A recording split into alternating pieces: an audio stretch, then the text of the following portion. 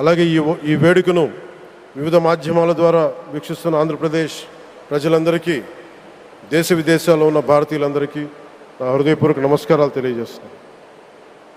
ఈ నేల బానిసగా ఉండదు. ఈ జాతి ఎవరికి తలవంచదని సవాల్ విసిరిన అసామాన్య విప్లవ వీరుడు అల్లూరి సీతారామరాజు గారు.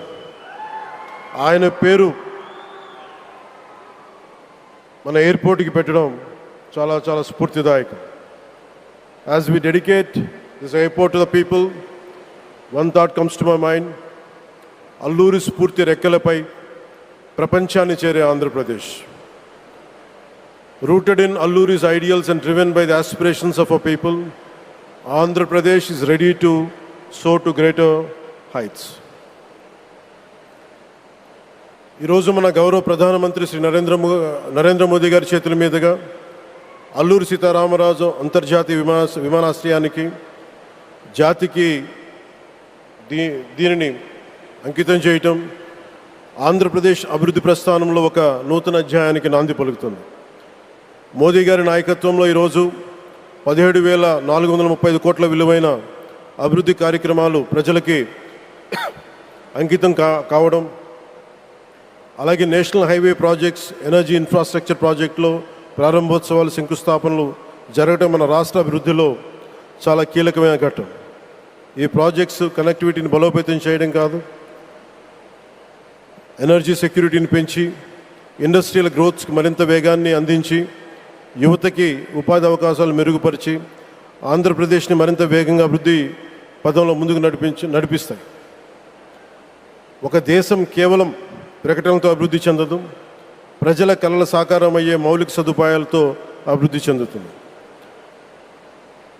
So honourable Modiji, your vision of Viksit Bharat and Atmanirbhar Bharat is transforming the nation across every sector, from highways to railways, from ports to airports, from digital infrastructure to defense, manufacturing and renewable energy.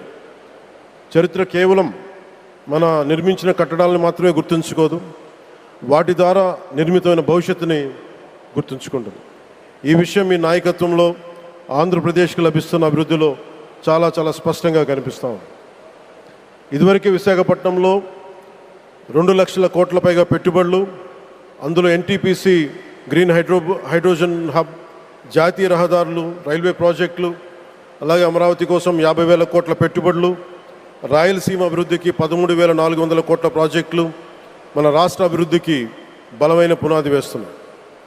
South Coast railway zone at Visakhapatnam ఏర్పాటు ద్వారా ఆంధ్రప్రదేశ్ ప్రజల చిరకాల ఆకాంక్షను సాకారం చేస్తుంది.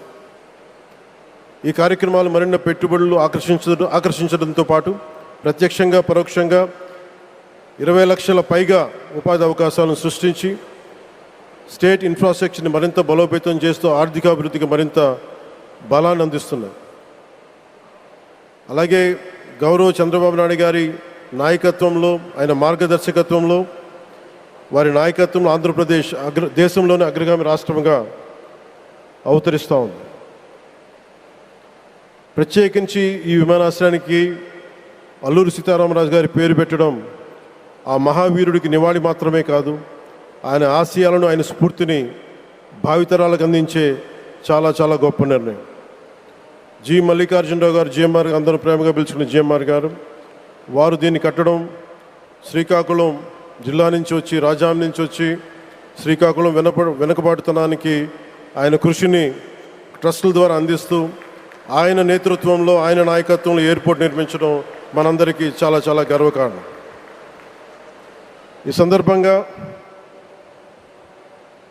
మనందరం ఒక నిర్ణయం తీసుకోవాలి. పండ్లున్న చెట్టుకే రాళ్ళు వేస్తారంటారు. కష్టపడే కుటుంబ సభ్యుడు, తండ్రి కావచ్చు, పెద్ద కొడుకు కావచ్చు, అందరూ అతని మీద పడతారు. నువ్వు ఎక్కువ కష్టపడు, ఎక్కువ తిట్లు తింటావు. అలాంటిది మనం ఎలాంటి పరిస్థితుల నుంచి వచ్చాం? భారతదేశం ఒక పరిస్థితిలో బంగారాన్ని కూడా తాకట్టు పెట్టుకునే పరిస్థితి వచ్చింది. అలాంటి పరిస్థితుల నుంచి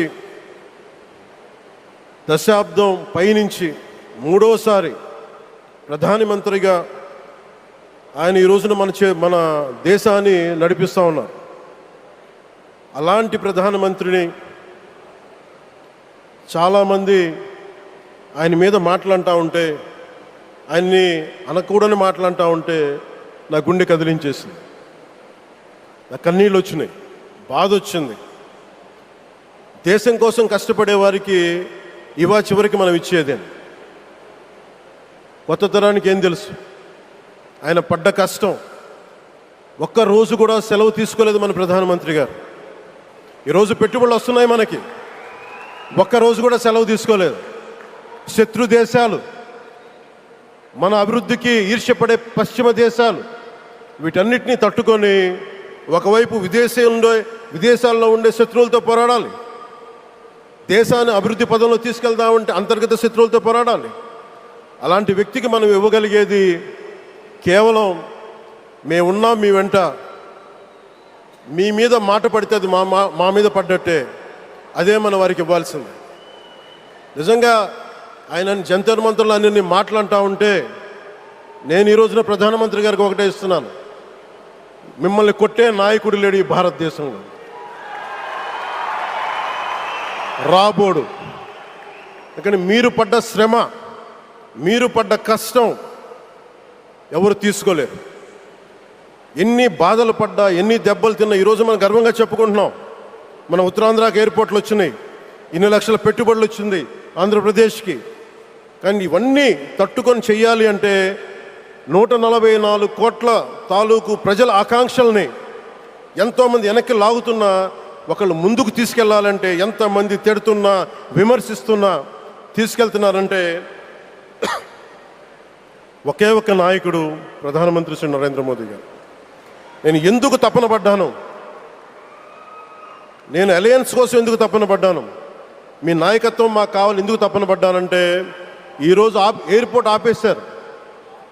ఒక చిన్నపాటి ఎర్ర బస్సు కూడా రాని చోట